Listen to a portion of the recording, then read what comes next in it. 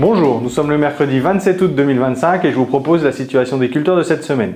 Au niveau des colzas, les semis se poursuivent, toujours dans des conditions qui sont très sèches.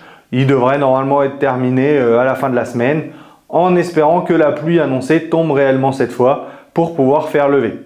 Dans certains secteurs où il y a eu un peu d'eau la semaine dernière et surtout suffisamment d'eau pour provoquer les levées, donc là on a les colzas qui sont en cours de levée, notamment sur le Lannoy où on a eu une dizaine de millimètres.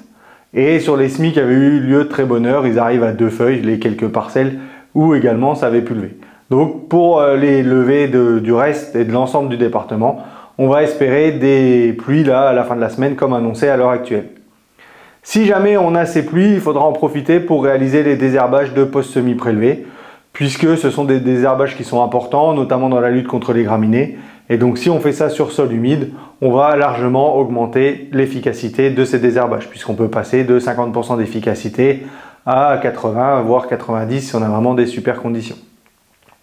Au niveau des ravageurs, donc là dès la levée du colza, il faut surveiller les petites altises et dans quelques jours les grosses altises. Donc pour ça, on surveille les morsures sur plantes, mais également avec les cuvettes jaunes pour pouvoir mesurer l'arrivée de ces ravageurs. Donc pour le moment, pas de capture en cuvette jaune, mais à surveiller dans les prochains jours, surtout si on a des conditions qui sont douces et calmes. Donc là, à voir, c'est la météo qui va décider de la pression altise des prochains jours et des prochaines semaines.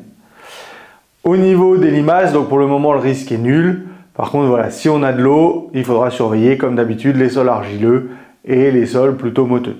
Donc pour les diminuer, et puis ça fera pas de mal pour la lever, un coup de roule là derrière les semis pour bien appuyer, donc comme ça on aura un bon contact sol-graine et on aura moins d'espace pour les limaces. Au niveau des semis de 6 pans, là on avance dans les dates, donc maintenant ça devient un peu tard pour semer tout ce qui est légumineuse parce qu'on n'aura pas forcément beaucoup de développement, sauf encore des févroles ou quelques espèces de vesses, notamment de la vesse pourpre, qui peuvent être agressifs pour faire un peu de biomasse. Mais là la priorité c'est de semer les crucifères, c'est ce qui fera le mieux le rôle de piège à nitrate, ce qui nous fera le plus de biomasse. On peut également mettre un peu de graminées, mais on commence à être un peu tard, comme la facélie, où on n'aura pas de fleurs. En ce qui concerne les ensilages de maïs, là, globalement, dans le sud de l'Aisne, ça avance bien, c'est déjà bien avancé dans certains secteurs. Là, dans nos suivis parcellaires, on dépasse les 32% de matière sèche dans la majorité des situations.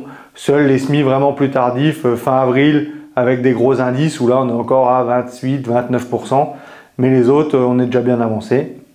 Pour le nord du département ça démarre, donc là pour des semis de début avril avec des indices de 250, on arrive quasiment aux 32 dans la moitié nord du département. Et après vraiment quand on remonte en tirage, là sur les suivis parcellaires qu'on a fait, des semis du 12 avril avec des indices 250-260, on est à 28-29. Et sur des semis de début mai, on est à 22-23 pour les mêmes indices. Et pour des indices à 230, on est à 27-28. Donc encore un peu de patience pour ensiler ces parcelles. Je vous souhaite une bonne semaine, à la semaine prochaine.